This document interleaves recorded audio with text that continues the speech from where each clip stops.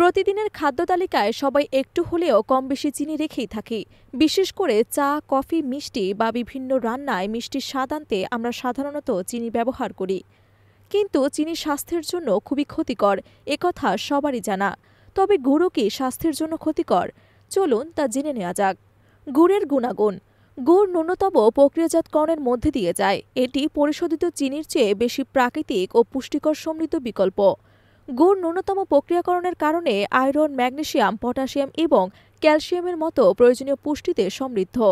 গুড়ে থাকা পটাশিয়াম রক্তচাপ নিয়ন্ত্রণে সহায়তা করে এবং শরীরের পানির ভারসাম্য বজায় রাখে।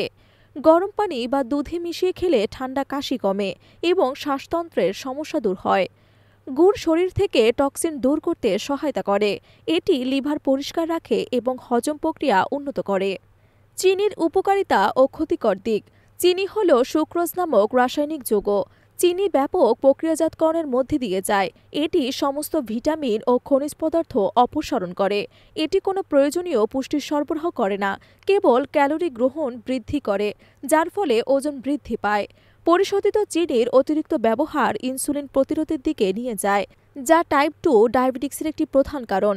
এটি রক্তে শর্করার মাত্রা দ্রুত বৃদ্ধি করে, তারপরে ক্রাশ হয়, যার ফলে ক্লান্তি এবং ক্ষুধা বৃদ্ধি পায়। গুড় তুলনামূলক স্বাস্থ্যকর হলেও এটি মিষ্টি, তাই অতিরিক্ত খাওয়া ঠিক নয়। যদি বিকল্প বেছে নিতে হয় তবে পরিমিত পরিমাণে গুড় ব্যবহার করা চিনির চেয়ে ভালো হতে পারে। তবে ডায়াবেটিক্স রোগীদের জন্য এটিও পরিমাণ মতো খাওয়াই ভালো। তবে সুস্থ থাকতে মিষ্টির বিকল্প হিসেবে গুড়কে প্রাধান্য দিন।